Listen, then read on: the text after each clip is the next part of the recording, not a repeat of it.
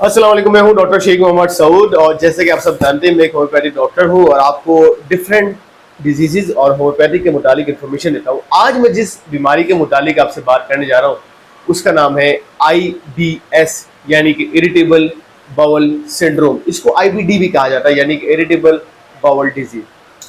नाम से पता चल रहा है इरिटेशन मतलब इरिटेबिलिटी का होना, बाउल मतलब इंटेस्टाइन यानी कि आपकी आंतें, और डिजीज या सिंड्रोम का लफ्ज आता है तो सिंड्रोम का मतलब होता है क्लस्टर ऑफ डिजीज, ऐसी बीमारी जिसमें बहुत सारे सिम्टम मौजूद हैं। अच्छा, थोड़ा सा पहले आम अल्फाज में मैं आपको बताता हूँ कि IBS है क्या।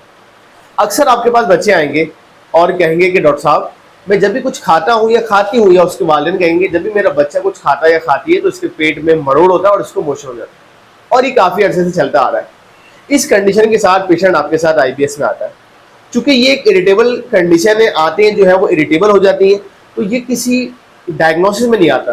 तो अक्सर मरीज आपको बोलेगा कि डॉक्टर साहब मैंने पेट के तमाम टेस्ट करवा लिए, एंडोस्कोपी तक मैं करवा चुका हूँ, H पाइलोरी, अल्ट्रासाउंड, सब चीज़ें मैंने करवा ली, लेकिन उसके बावजूद मुझे जो है जब भी मैं खाना खाता हूँ या खाती हूँ या मेरा बच्चा खाता है या खाती है तो उसके पेट में मरोड़ होता है, दर्द होता है और उसको पखाना हो जाता है। अगर ये उसको है तो आप समझ जाएं इस बीमारी का नाम है जनाब IBS यानी कि इरिटेबल बाउल सिंड्रोम। अक्सर होता क्या है कि इस कंडीशन के में जब पेशेंट किसी और डॉक्टर के पास जाता है तो उसको हैवी एंटीबायोटिक देते हैं। अब चूंकि उसकी आंतें पहले से इरिटेबल होती हैं तो जब वो हैवी एंटीबायोटिक खाता है तो उसकी आंतें और मजीद खराब हो जाती हैं। फिर क्या होता है कि अगर वो पानी वगैरह भी पीता है तो उसके पेट में दर्द, मरोड़ और उसको मोशन हो जाते हैं। अच्छा, जब ये सिलसिला चलता रहता है ज़्यादा तो ज़ाहिर है बच्चे का वेट लॉस होना शुरू हो जाता है। हम ये देखते हैं कि IBS होता क्यों है और इसकी वजूहात क्या क्या है। IBS की सबसे बड़ी वजह जो है वो है बाहर का खाना यानी कि फास्ट फूड। अक्सर हम बच्चे देख रहे हैं कि वालिदैन बच्चे को बिस्किट दिला रहे हैं, लेज दिला रहे हैं, टॉफी दिला रहे हैं। मैगी दिलाने से इनकार नहीं कर रहा, लेकिन अगर बच्चा यही खाता रहेगा तो इसकी आंतें जो है वो केमिकल इंटेक की वजह से, चूंकि उसमें ऐसे इंग्रेडिएंट होते हैं कि उसमें जो है वो केमिकल का कंटेंट ज़्यादा होता है कि वो आपकी आंतें जो है वो इरिटेबल हो जाती हैं। उसकी वजह से क्या होता है कि जब वो नॉर्मल खाना भी खाता है तो उसको आंतों में जो है वो दर्द, मरोड़ और उसके बाद जो है वो पखाना आना शुरू हो जाता है।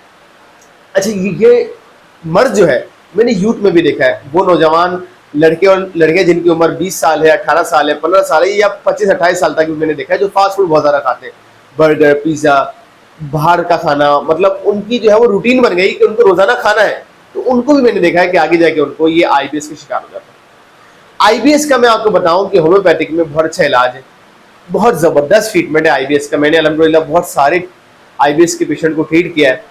और IBS को अगर इनिशियल स्टेज पे है तो अगर आप फास्ट फूड का खाना रोक दें, और आप अगर हम इसकी बात करें डाइट एंड रेजिमेंट की, तो अगर हम फास्ट फूड खाना रोक दें और दही का इस्तेमाल करें, योगर्ट का इस्तेमाल, और घर का खाना खाएं शोरबे वाला, तो IBS को ट्रीट किया जा सकता है। लेकिन अगर आंतें बहुत ज़्यादा इरिटेबल हो गई तो you have to take the medicine. Homeopathic में बहुत सारी दवाएं हैं।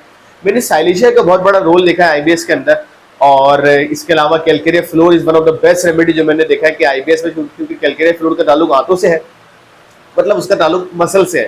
बेसिकली होता क्या है, हमारी आंतों में दो तरह के मसल्स हैं और स्मूथ मसल्स हैं। स्मूथ मसल दो तरह के, एक है सर्कुलर स्मूथ मसल और एक है लॉन्गिट्यूडनल।